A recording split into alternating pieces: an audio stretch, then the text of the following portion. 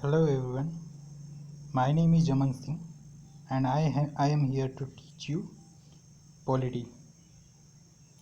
मैं पॉलिटी के कुछ क्लासेस लेने वाला हूँ। आज से मैंने स्टार्ट किया है। आज मैंने लिया है हिस्टोरिकल बैकग्राउंड। जब यहाँ पर ब्रिटिशर्स आए थे इंडिया में, तो उनका पर्पज़ स्टार्टिंग में केवल एक ही था, यहाँ पर ट्रेड करने का। लेकिन जब यहाँ पर वो आए, यहाँ की स्थितियाँ उन्होंने देखी, तो उनके थॉट्स, उनके विचार बदल गए। वो एक ट्रेडिंग कंपनी से एक एडमिनिस्ट्रेटिव पॉलिसी होल्डर बन गए।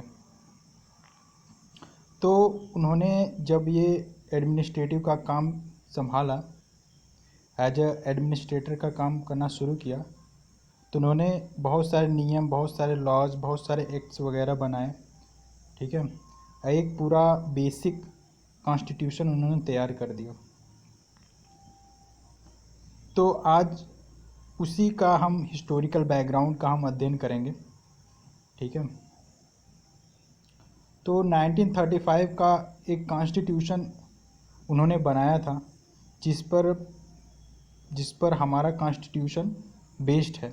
हमारे बहुत सारे आर्टिकल्स उस कॉन्स्टिट्यूशन से लिए गए हैं जो अंग्रेज़ों द्वारा बनाया गया था। तो वो तो एक कड़ी है, कैसे उन्होंने ये कॉन्स्टिट्यूशन तैयार किया, क्या क्या बैकग्राउंड थे, उसके बारे में हम आज अध्ययन करेंगे। पॉलिटी पढ़ने से पहले हमें पॉलिटी का बैकग्राउंड जानना ज़रूरी होता है, इसलिए मैंने ये लेक्चर स्टार्ट किया है। आगे और भी लेक्चर्स आते रहेंगे, बस इस चैनल पर आप लोग बने रहिए। यहाँ पर आपको सब कुछ मटेरियल मिलेगा, बड़ी आसान भाषा में, बड़ी आसान लैंग्वेज में आपको समझाया जाएगा। बायलिंगुअल लैंग्वेज का इस्तेमाल, बायलिंगुअल भाषा का इस्तेमाल मैं करूँगा अपने लेक्चर्स में। लिखी हुई भाषा जो होगी वो इंग्लिश में होगी, और एक्सप्लेन मैं हिंदी इंग्लिश दोनों में करूँगा, तो कोई दिक्कत नहीं होने वाली है। तो चलिए स्टार्ट करते हैं। तो ब्रिटिशर्स जो आए थे भारत में, वो करीब 1600 में आए थे। एज ए ट्रेडर आए थे, यानी वो व्यापार करने के उद्देश्य से भारत में आए थे। ठीक है, उन्होंने तो वे ईस्ट इंडिया कंपनी के रूप में, एक ट्रेडिंग कंपनी के रूप में भारत में आए थे, जिनका उद्देश्य केवल ट्रेड करना था। और ये एक चार्टर के तहत आए थे, जिसे क्वीन एलिजाबेथ ने साइन किया था। ठीक, ये जो कंपनी थी वो 1765 तक एक ट्रेडिंग कंपनी के रूप में उन्होंने काम किया। लेकिन 1765 के में ऐसा क्या हुआ, 1765 में यानी 1765 में बैटल ऑफ बक्सर हुआ।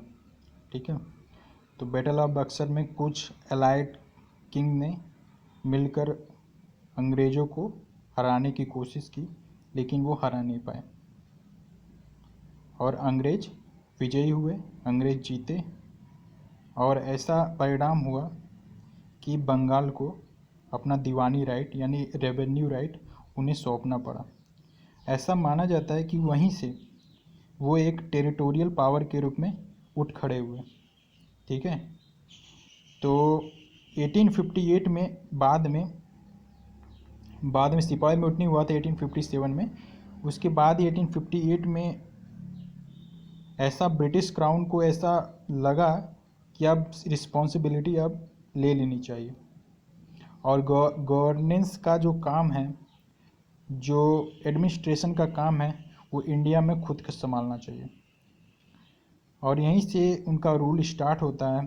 ठीक है, और ये तब तक चलता है जब तक कि भारत को आज़ादी नहीं मिल जाती, यानी 15 अगस्त 1947 तक ये रूलिंग चलता रहता है।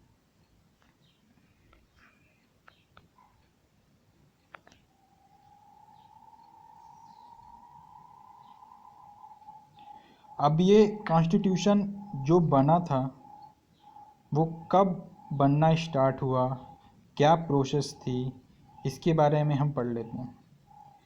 तो कॉन्स्टिट्यूशन बना था, एक उससे पहले एक कॉन्स्टिट्यूएंट असेंबली बनी थी, जिसका काम था कॉन्स्टिट्यूशन को बनाना, और ये फॉर्म हुई थी 1946 में।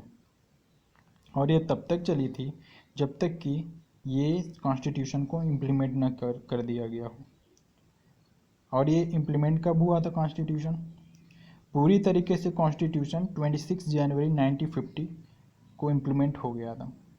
कुछ जो ऐसे आर्टिकल्स हैं जो उससे पहले ही हो गए थे, यानी 24 नवंबर को ही हो गए थे, लेकिन बाद में कॉन्स्टिट्यूशन पूरी तरीके से 26 जनवरी 1950 को तैयार हुआ था। अगर अब बात करें इंडियन कॉन्स्टिट्यूशन और ब्रिटिश रूल में क्या रिलेशन है, क्या क्या कहाँ से आया है, तो ऐसा कह सकते हैं कि जो इंडियन कॉन्स्टिट्यूशन है उसकी जड़ें सबसे पहले ब्रिटिश ने ही तैयार की थी, और ऐसा फ्रेमवर्क उन्होंने ही तैयार करके उनको दिया था। अब अगर बात करें कि क्रोनोलॉजिकल ऑर्डर में कि क्या क्या उन्होंने काम किया था, तो उनको कैटेगराइज कर सकते हैं कई चीज़ों में, जैसे कि कंपनी रूल था 1773 से 1858 में। यानी इनका टाइमलाइन के बारे में अगर हम बात करें इनके इवेंट को, तो हम कई कैटेगराइज कर सकते हैं, कई क्रोनोलॉजिकल ऑर्डर में कैटेगराइज कर सकते हैं इनको। तो ऐसा फर्स्ट फेज माना जाता है कि 1773 से 1858 तक पहला फेज था। देन सेकेंड फेज आया क्राउन रूल 1858 से 1947। दो फेज था, एक ईस्ट इंडिया कंपनी वाला एंड दूसरा आ गया जो अपना पूरा रिस्पॉन्सिबिलिटी क्राउन ने ले लिया उसके बाद से 1858 से 1947 में। तो 1857 में सिपाही म्यूटिनी हुआ था, जिसका स्टार्ट मंगल पांडे ने किया था। आपने हिस्ट्री में ये पढ़ा होगा। तो उसी के बाद ये सारी रिस्पॉन्सिबिलिटी क्राउन ने खुद अपने हाथ में ले लिया। चलिए आगे चलते हैं। तो कंपनी रूल फर्स्ट फेज के बारे में बात करते हैं। तो कंपनी रूल में ये काफ़ी इम्पॉर्टेंट है ये सेक्शन, क्योंकि एग्ज़ाम्स में काफ़ी ये यहाँ से क्वेश्चन आते हैं। तो रेगुलेटिंग एक्ट 1773 के बारे में बात करते हैं। ये जो फर्स्ट स्टेप था ब्रिटिश गवर्नमेंट का ये फर्स्ट स्टेप था कि ऐसे गवर्नमेंट ईस्ट इंडिया कंपनी पर कंट्रोल करे, उन्हें रेगुलेट करे इंडिया में, कि वो कुछ आगे ना बढ़ें, कुछ प्रताड़ित ना करें लोगों को, ज़्यादा एब्जॉर्ब ना करें इंडिया के फिजिकल एसेट्स को। तो उसके खिलाफ ये आया था रेगुलेटिंग एक्ट। और दूसरा ये था कि it recognised for the first time the political and administrative functions of the company. तो पॉलिटिकल एडमिनिस्ट्रेटिव फंक्शंस को कैटेगराइज करने के लिए भी आया था कि उनके कामों को बांट दिया जाए। और ये एक तरीके से फाउंडेशन का काम किया सेंट्रल एडमिनिस्ट्रेशन के एडमिनिस्ट्रेशन का इंडिया में, ये फाउंडेशन का भी इसने काम किया। अगर इस फीचर्स के बारे में बात करें इसके एक्ट की, तो ऐसे बोल सकते हैं कि गवर्नर ऑफ बंगाल जो था वो गवर्नर ऑफ बंगाल जो था वो गवर्नर जनरल ऑफ बंगाल बन गया था। ठीक है, ये याद रखने वाली बात है। गवर्नर ऑफ बंगाल जो था वो गवर्नर जनरल ऑफ बंगाल बन गया था। और उसके अंडर 4 एग्जीक्यूटिव काउंसिल का निर्माण किया गया, जिसके 4 मेंबर हुआ करते थे असिस्ट करने के लिए। ठीक है, और फर्स्ट गवर्नर जनरल जो थे वो लॉर्ड वॉरेन हेस्टिंग्स थे। छोटे मोटे एग्जाम्स में ऐसे पूछ लेता है कि फर्स्ट गवर्नर जनरल कौन थे, तो ये लॉर्ड वॉरेन हेस्टिंग्स थे। ठीक है, बॉम्बे और मद्रास प्रेसिडेंसियों को सबॉर्डिनेट करने के लिए, सबॉर्डिनेट किसके थे अंडर थे? गवर्नर जनरल ऑफ बंगाल के अंडर ये बॉम्बे और मद्रास प्रेसिडेंसी आते थे। पहले जो तीनों जो प्रेसिडेंसी होते थे वो इंडिपेंडेंट होते थे, सब तीनों के पास इक्वल राइट होते थे। लेकिन इसके बाद क्या हो गया, इस राइट के बाद ये जो आया रेगुलेटिंग एक्ट, उसके बाद हो गया कि बंगाल का जो गवर्नर जनरल होगा वो हेड होगा, उसके नीचे मद्रास और बॉम्बे के प्रेसिडेंसी वाले गवर्नर आएंगे। ठीक है, यहाँ तक क्लियर हुआ। It provided for establishment of supreme court at Calcutta. तो ये एक्ट के जरिए ये प्रोविज़न आया कि सुप्रीम कोर्ट कैलकाटा में इस्टेब्लिश की जाएगी। Comprises 1 chief justice and 3 other जजेस, मतलब एक चीफ जस्टिस होगा उसमें और 3 अदर जजेस होंगे उसके अंडर।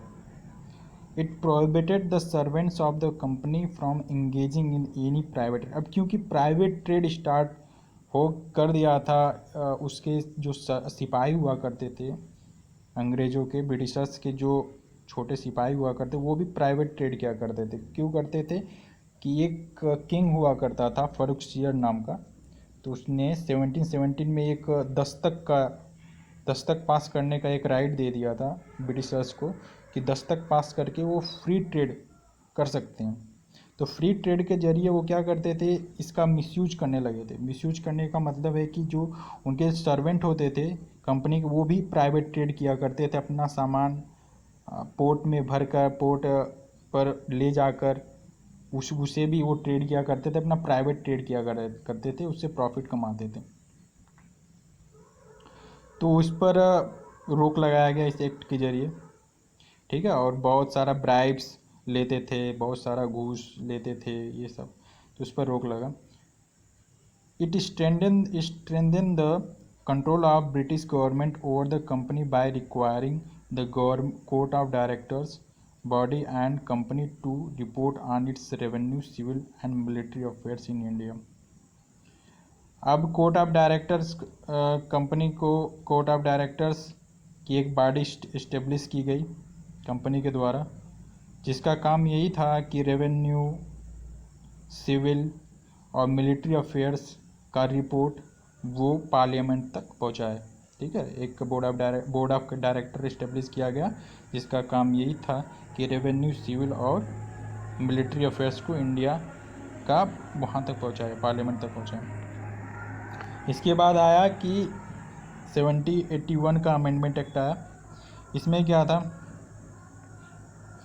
अब इसके बाद ये it a bid of rectify the defects of the regulating act. जो 1773 में जो डिफेक्ट रह गया था उसको दूर करने के लिए लाया गया था। British parliament pass the amending act 1781, also known as act of settlement. 1781 में एक अमेंडिंग एक्ट लाया गया ब्रिटिशर्स के द्वारा, जिससे एक्ट ऑफ सेटलमेंट भी बोला गया। The features of this act were as follows. तो इसके कुछ विशेषताएं हैं इस अमेंडमेंट के जो नीचे दी गई हैं।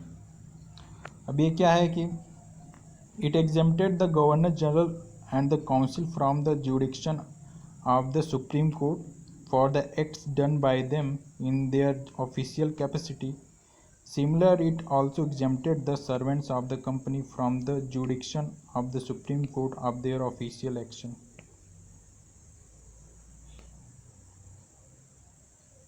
अब ये जो गवर्नर जनरल था उसको थोड़ा पावर बढ़ा दिया गया, ठीक है। वो थोड़ा जो लोकल जो जस्टिस का काम है वो लोकली वो कर सकता है, ठीक है। लोकल जुडिक्शन कर सकता है वो गवर्नर जनरल खुद। सेकेंड है, it excluded the revenue matters and the matters arising in the collection of revenue from the जुडिक्शन of the supreme court. Revenue matter को जुडिक्शन के लिए एग्जेम्प्ट कर दिया गया, रोक दिया गया इसमें। थर्ड है, it provided the supreme court was have the जुडिक्शन over the inhabitants of Calcutta. मतलब कुछ प्रोविजन से बना दिया कि सुप्रीम कोर्ट एंटर नहीं कर सकता है, ठीक। Personal law defendants Hindus were be tried to according the Hindu law. Muslim were important नहीं है उतना ज़्यादा। Hindu law and Muslim were to be tried according to the Mohammedan law. ऐसा कुछ कहा गया कि जो हिंदुओं को जो नियम कानून बनाए जाएंगे, जो भी उनका फैसला होगा वो हिंदू लॉ के तहत होगा, मुस्लिम का मोहम्मदन लॉ के तहत उनके ऊपर ट्रीट किया जाएगा।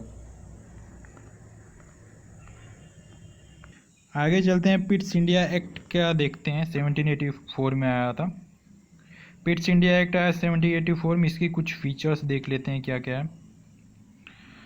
सेकंड फीचर देखते हैं, काफ़ी इंपॉर्टेंट है ये। Court of Directors to manage the commercial affairs but created a new body called a Board of Control to manage the political affairs. Court of directors को कमर्शियल अफेयर्स के लिए और board of control एक create किया गया एक और नई बॉडी। अब उसका काम था पॉलिटिकल अफेयर्स को देखना। तो अब यहाँ से फिर से डबल गवर्नमेंट शुरू हो गई। ठीक है, 1765 में भी डुअल सिस्टम था। ठीक है, 1990 में भी आएगा, आगे चल के डुअल सिस्टम रहेगा। ठीक, तो डुअल सिस्टम यहाँ पर आ गया, फॉर्म हो गया डुअल सिस्टम। बाद में इसको अबॉलिशन किया जाता है। ठीक है, तो 1919 में आगे चल के फिर से आता है वो डुअल सिस्टम। 1784 में ऐसा क्रिएट किया गया। बोर्ड ऑफ कंट्रोल का काम था पॉलिटिकल अफेयर्स और कोर्ट ऑफ डायरेक्टर्स का काम है कमर्शियल अफेयर्स। अब 1786 का एक देख लेते हैं। इसमें कुछ इंपॉर्टेंट नहीं है। लॉर्ड कॉर्नवालिस जो था वो गवर्नर जनरल अपॉइंट किया गया था बंगाल का। ठीक है, और कुछ ज़्यादा इंपॉर्टेंट नहीं है इसमें एग्जाम के पर्सपेक्टिव से। 1793 का चार्टर एक्ट देख लेते हैं। इसमें कुछ इम्पॉर्टेंट चीज़ें देख लेते हैं क्या क्या है। तो गवर्नर जनरल को इसमें पावर और इसका बढ़ा दिया गया। सबऑर्डिनेट जो प्रेसिडेंसीज थी बॉम्बे एंड मद्रास, उससे बहुत ज़्यादा पावर इनको दे दिया गया गवर्नर जनरल ऑफ बंगाल को। तो और ज़्यादा पावरफुल हो गया ये। ठीक है, और ट्रेड मोनोपोली अब जो थी वो अब बढ़ गई थी काफ़ी ज़्यादा। 20 सालों के लिए इंक्रीज कर दिया गया था कंपनी का जो पीरियड था उसको एक्सटेंड कर दिया गया था। 20 साल और ट्रेड कर सकते थे वो। ट्रेड मोनोपोली हो गई थी। चार्टर एक्ट 1813 देख लेते हैं। काफ़ी इंपॉर्टेंट है ये, सबसे ज़्यादा इंपॉर्टेंट ये चार्टर एक्ट है। यूपीएससी में भी क्वेश्चन बना था पिछले साल, तो ये काफ़ी इंपॉर्टेंट क्वेश्चन है। The feature of the act were as follows. इसमें क्या है कि it abolish the trade monopoly of the company in India, that is the Indian trade was thrown open to all British merchants. However it continued to monopoly of the company over the trade in tea and trade with China. UPSC में पिछले साल एक question था ये, इसी पर statement बनाया था। तो ये है इसका कि ट्रेड मोनोपोली जो थी कंपनी का, जो अभी पढ़े हैं कि 20 साल के लिए एक्सटेंड हुआ था, उसको ख़त्म कर दिया गया ट्रेड मोनोपोली। ट्रेड मोनोपोली का मतलब एकाधिकार, यानी कंपनी ही, ये ईस्ट इंडिया कंपनी ही व्यापार करेगी और कोई कंपनी बाहर की नहीं आएगी, इसका मतलब ये है। ठीक है, लेकिन अब यहाँ पर लिखा हुआ है कि टी और ट्रेड विथ चाइना ये मोनोपोली थी। बाद में 1833 का चार्टर एक्ट आएगा तो उसमें हटा दिया जाएगा। ठीक है, तो ट्रेड मोनोपोली रहेगी। ट्रेड मतलब टी के ट्रेड में और trade with China trade monopoly रहेगी। और क्या दिया हुआ है इसमें? क्रिश्चियन मिशनरीज यहाँ पर आए धर्म का प्रचार करने के लिए, रिलीजन्स का प्रचार करने के लिए क्रिश्चियन मिशनरी आई। ठीक है, तो अब देखो यहाँ पे क्रिश्चियन मिशनरी आ गए, मतलब लोगों का धर्म का परिवर्तन करा रहे हैं ये लोग, रिलीजन्स का चेंज करा रहे हैं ये लोग। तो अब इससे क्या होगा, लोगों का धर्म जब चेंज होगा तो लोग धर्म चेंज करने बोलेंगे तो वो सोचेंगे लोग कि धर्म भ्रष्ट हो रहा है अपना। तो अभी तो ये इतना सब कर रहे थे, अब धर्म भी बदलवा रहे हैं। तो अब इसी से ये क्या होगा, इससे ये एक फैक्टर है कि 1857 का बाद में म्यूटनी हुआ, यही सब कारण थे। ठीक है, और फिर इसके बाद उन्होंने क्या किया, इसके बाद उन्होंने किया कि वेस्टर्न एजुकेशन को बढ़ावा दिया। ठीक है, मतलब इंग्लिश आ गई थी इंडिया में, इंग्लिश पढ़ाना स्टार्ट कर दिया था। वेस्टर्न एजुकेशन, थोड़ा सा एजुकेशन में ये थोड़ा ठीक है काम किया उन्होंने, लेकिन इसको भी उन्होंने गलत तरीके से लिया लोगों ने। It authorise the local government in India to impose taxes on a person, they could also punish the person for not paying taxes. और जो लोग टैक्स पे नहीं करते थे, वो लोकल गवर्नमेंट जो थी इंडिया में, वो क्या करेंगी, उनको पनिश करेगी। ठीक है, ये सब था, ये इंपॉर्टेंट उतना नहीं है। अब आ गया 1833 का चार्टर एक्ट। इसमें क्या हुआ, governor general of Bengal as a governor general of India and vested in him all civil and military powers. अब क्या हुआ, गवर्नर जनरल ऑफ इंडिया जो था वो अब क्या बन गया, governor general of Bengal, governor general of Bengal जो था वो अब बन गया गवर्नर जनरल ऑफ इंडिया। यानी जो पहले वॉरेन हेस्टिंग्स थे बने थे 1773 के चार्टर एक्ट से, अब वो क्या हो गया, अभी 1833 के चार्टर एक्ट में गवर्नर जनरल ऑफ इंडिया हो गया वो। अब उसके हाथ में कौन कौन सी राइट्स आ गई, सिविल और मिलिट्री राइट्स दोनों आ गई उसके हाथ में, ठीक। और ये जान लो, थोड़ा सा फैक्चुअल है और ये छोटे छोटे एग्जाम्स में ये पूछ लेता है कि लॉर्ड विलियम बेंटिक जो थे, ठीक है, वो first governor general of India थे। पहले गवर्नर जनरल ऑफ इंडिया कौन थे, लॉर्ड विलियम बेंटिक। अब ये क्या था, गवर्नर जनरल ऑफ जो बंगाल था वो गवर्नर जनरल ऑफ इंडिया बन गया। तो इससे जो जो उसके सब्सिडरी जो गवर्नर्स हुआ करते थे बॉम्बे और मद्रास के, वो काफ़ी डिप्राइड महसूस करने लगे, काफ़ी उनको दिक्कत महसूस हुई कि सारे लेजिस्लेटिव पावर जो है वो गवर्नर जनरल ऑफ इंडिया के हाथ में चला गया है, ठीक है। और ये भी एक था कि जो पहले के जितने भी नियम बने हुए थे, जितने भी लॉज पहले के बने हुए थे, उन्हें रेगुलेशंस बोला गया, और बाद में जितने भी लॉज बने उन्हें क्या बोला गया, उन्हें एक्ट बोला गया, ठीक है। अब ऐसा कह सकते हैं कि ये जो एक्टिविटी थी ईस्ट इंडिया कंपनी की, वो एक कमर्शियल बॉडी से यानी ट्रेडिंग कंपनी से अभी प्योरली एक एडमिनिस्ट्रेटिव बॉडी बन चुके थे। And companies territory in India were held in a trust of his majesty, his hairs and successors, ठीक है। उसके आने वाले उसके जो आने वाले हैं, उसके जो इस समय किंग हैं, वो वही उससे राज करेंगे यहाँ पर, ऐसा था। अब 1833 के चार्टर एक्ट में एक अटेम्प्ट किया गया, एक प्रयास किया गया कि ओपन कंपटीशन किया जाए, किसका, सिविल सर्विसेज का, सिविल सर्वेंट को चुना जाए, एक प्रयास किया गया, ठीक है। इंडियंस को भी उसमें मिलना चाहिए, ऐसा उन्होंने एक प्रयास किया था, ठीक है, ताकि police office employment under company या कंपनी के अंदर वो लोग भी काम करें, इंडियंस भी काम करें। लेकिन इस प्रोविजंस को हटा दिया गया, ठीक है। कोर्ट ऑफ डायरेक्टर्स ने इसका विरोध किया था, तो इसको हटाना पड़ा। अब देख लेते हैं charter act 1853। This was the last series of charter act passed by the British parliament between 1793 and 1853। It was a significant constitutional landmark. ये लास्ट था, क्यों लास्ट था, क्योंकि 1858 में सारा जो पावर था वो चला गया क्राउन के हाथ में, ठीक है। तो ये लास्ट चार्टर एक्ट था, लास्ट बार बना था। अभी क्या क्या इसमें प्रोविजंस हैं, अभी देख लेते हैं। इसके फीचर्स कुछ ऐसे हैं।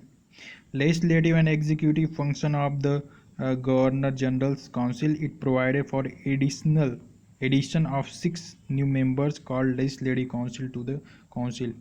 अब लेजिस्लेटिव और एग्जीक्यूटिव फंक्शन जो था गवर्नर जनरल काउंसिल में होता था। अब ये क्या हुआ, 6 नए मेंबर ऐड कर दिए गए इस जो असेंबली थी, ये जो काउंसिल था उसमें 6 और मेंबर ऐड कर दिया गया, उसे लेजिस्लेटिव काउंसिल, ठीक है, कहा गया।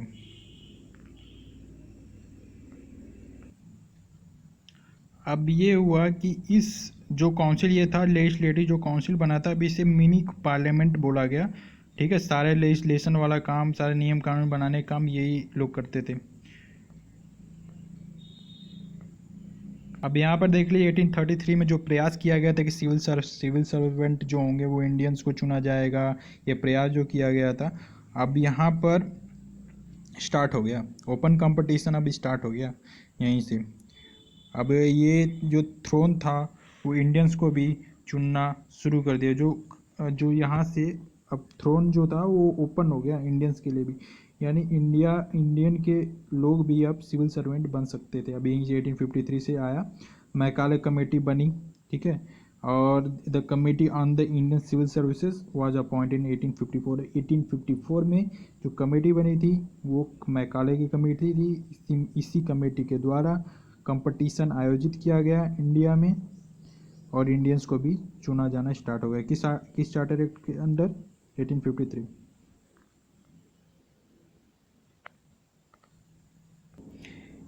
इस चार्टर एक्ट में कंपनी के रूल को तो एक्सटेंड कर दिया गया, लेकिन आगे का चार्टर कब आएगा ये इसके बारे में नहीं बताया गया। मतलब ये आइडिया लग गया था कि अब ये ज़्यादा दिन तक ये कंपनी चलने वाली नहीं है, मतलब इसलिए अगला चार्टर नहीं आया, अगले चार्टर को टर्मिनेट कर दिया गया। पहली बार लोकल रिप्रेजेंटेशन स्टार्ट हुआ इंडियन सेंट्रल लेजिस्लेटिव काउंसिल में, जिसमें 6 नए लेजिस्लेटिव मेंबर ऐड किए गए। गवर्नर जनरल के काउंसिल में 6 नए लेजिस्लेटिव मेंबर ऐड किए गए। नियम बनाने वाले लोग 6 ऐड किए गए, 6 मेंबर और आए। किसके? लोकल रिप्रेजेंटेशन में 6 लोगों की एंट्री हुई, ठीक है। और 4 मेंबर भी अपॉइंट किए गए। कहाँ पर? लोकल प्रोविंशियल यानी प्रांतीय सभाओं में। प्रांतीय सभाओं में 4 लोगों को और अपॉइंट किया गया, जैसे मद्रास, बॉम्बे, बंगाल, आगरा के लोकल लोग यहाँ पर होंगे। 6 लोग लेजिस्लेटिव मेंबर होंगे गवर्नर जनरल काउंसिल में, 4 लोग और ऐड किए गए मद्रास, बॉम्बे एंड और बॉम्बे और आगरा। तो यहीं से चार्टर एक्ट ख़त्म होता है। अब यहाँ से आगे क्राउन रूल स्टार्ट होगा 1858 से 1947 तक। तो इसके बारे में हम अगले वीडियो में हम पढ़ेंगे। यहाँ तक चार्टर एक्ट था, आप लोगों को अच्छे से समझ आया होगा। लेकिन अगर आप लोगों की क्वेरी हो तो आप लोग कमेंट बॉक्स में लिख सकते हैं। और इस चैनल को ज़्यादा से ज़्यादा शेयर करें, सब्सक्राइब करें, लाइक करें। और जो भी गलतियाँ हुई हैं उसके बारे में बताएं, ताकि अगले वीडियो में सुधारा जा सके। अभी ये नया चैनल है, अभी मैं ज़्यादा कुछ जानता नहीं इसके बारे में, तो आप लोग थोड़ा सपोर्ट करिए, ठीक है। और मैं आगे आने वाले समय में आप लोग जो भी वीडियो बनाने को बोलोगे वो मैं बनाऊंगा, ठीक है। और आपके हेल्प के लिए मैं तैयार हूँ हमेशा। तो थैंक यू।